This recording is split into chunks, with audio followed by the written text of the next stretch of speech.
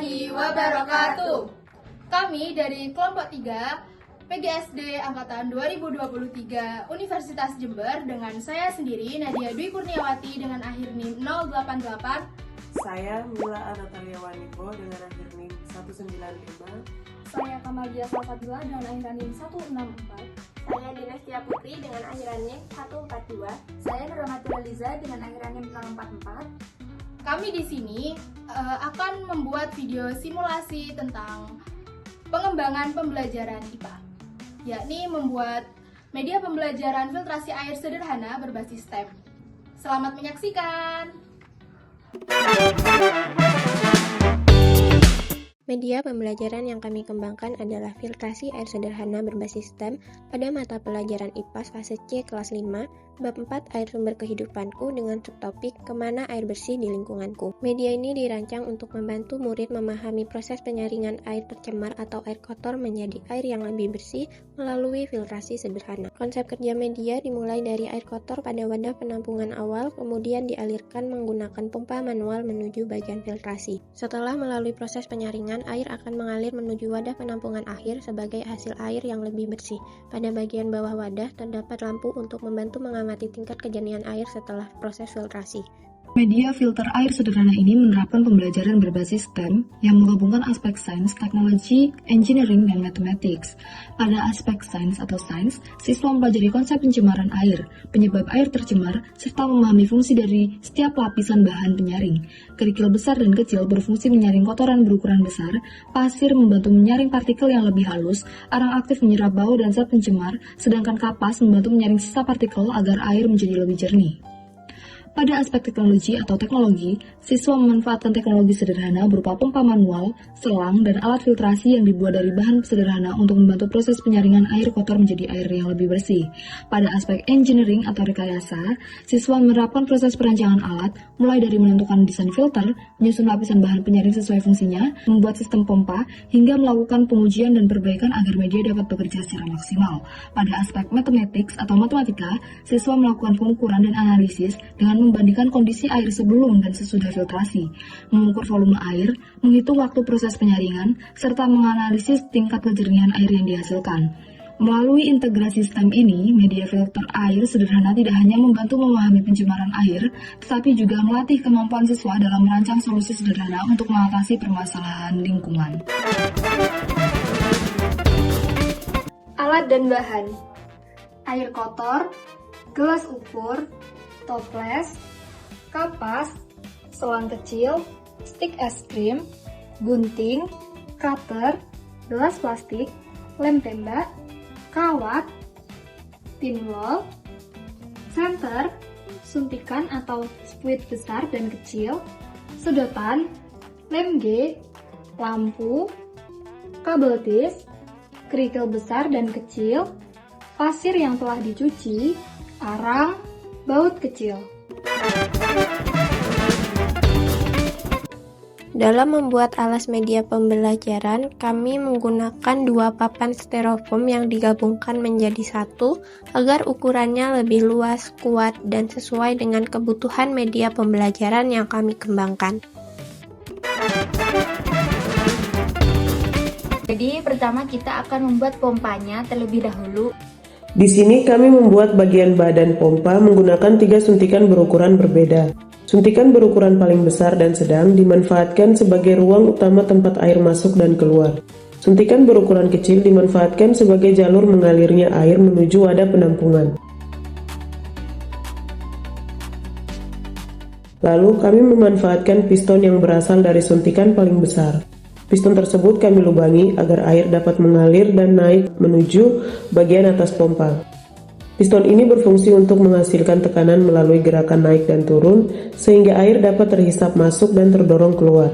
Kemudian, kami membuat sistem katup menggunakan 2 gotri atau benda berbentuk bulat sempurna. Gotri pertama diletakkan pada lubang bagian bawah badan suntikan, sedangkan gotri kedua diletakkan di antara piston dan penutup bagian atas. Kedua gotri ini berfungsi sebagai katup satu arah yang mengatur jalannya air agar dapat naik ke atas dan tidak kembali turun. Selanjutnya, Selanjutnya kita akan membuat pompa airnya terlebih dahulu menggunakan stik dan juga menggunakan baut. Kami menyiapkan 3 stik es krim yang kemudian diberi lubang pada salah satu ujung sebagai tempat pemasangan baut.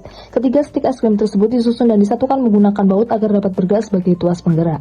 Selanjutnya, kami memotong setengah bagian stik es krim untuk dijadikan sebagai penyangga tuas. Penyangga tersebut kemudian ditempelkan pada bagian suntikan menggunakan lem tembak agar posisinya kuat dan tidak mudah bergeser.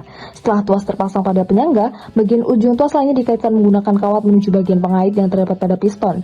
Kawat ini berfungsi sebagai penghubung antar tuas dan piston, sehingga ketika tuas ditekan dan diangkat, piston dapat bergerak naik turun untuk membantu proses pemompaan air. Kita membuat penyangga. Setelah pompa manual selesai dibuat, tahap berikutnya yaitu membuat penyangga gelas filtrasi. Penyangga dibuat dari beberapa sumpit yang digabungkan agar lebih kuat, kemudian dilapisi menggunakan stik es krim agar lebih kokoh dan rapi. Kami juga menambahkan gabus sebagai dudukan agar gelas filtrasi tetap stabil. Tahap terakhir, penyangga dilapisi menggunakan kertas berwarna agar tampilannya lebih rapi dan menarik.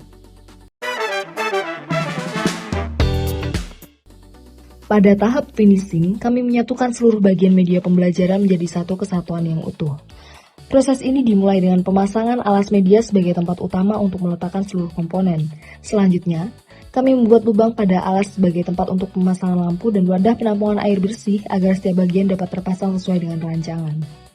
Setelah itu, kami menggabungkan pompa manual dengan toples sebagai sistem penggerak aliran air, kemudian menempatkan penyangga gelas filtrasi sebagai tempat berlangsungnya proses penyaringan. Komponen pendukung lainnya seperti selang, lampu, wadah air, dan bagian tambahan lainnya juga disusun sesuai posisinya. Setiap komponen direkatkan dengan kuat dan dihubungkan agar dapat bekerja secara maksimal. Setelah semua bagian terpasang dengan baik, media pembelajaran menjadi satu rangkaian yang utuh dan siap digunakan.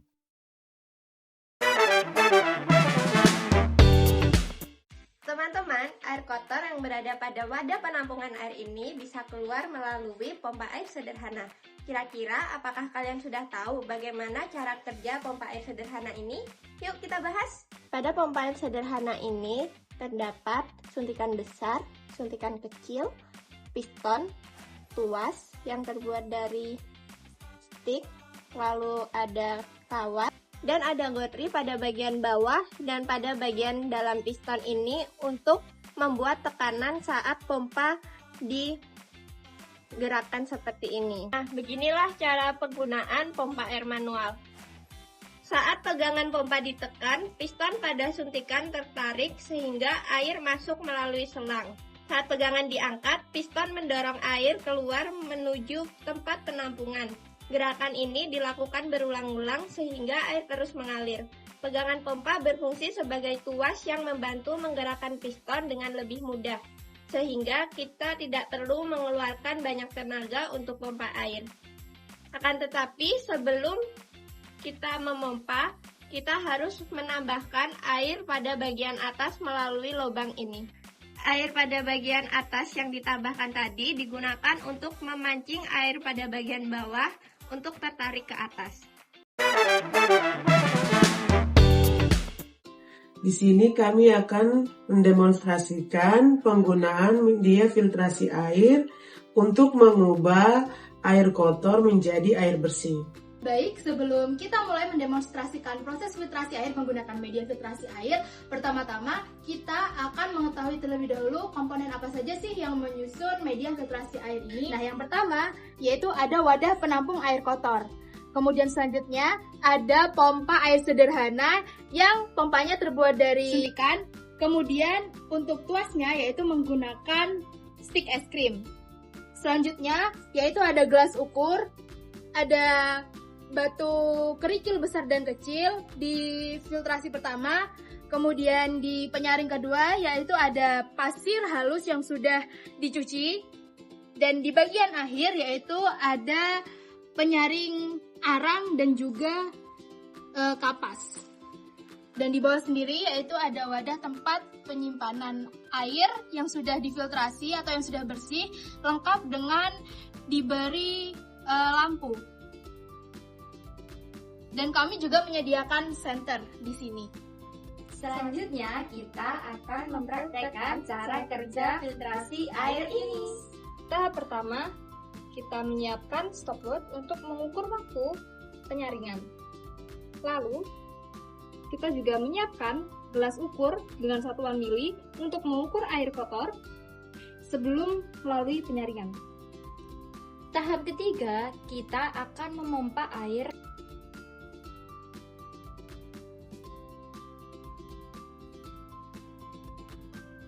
Nah, bisa kita lihat di sini kita mendapatkan 120 mili. Nah, ini sepertinya masih kurang, jadi kita tuang dulu dan kita pompa lagi.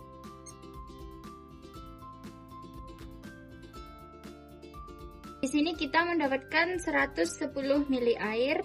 Nah, kita tuang lagi. Karena ini masih full, sisanya kita tuang lagi nanti ya.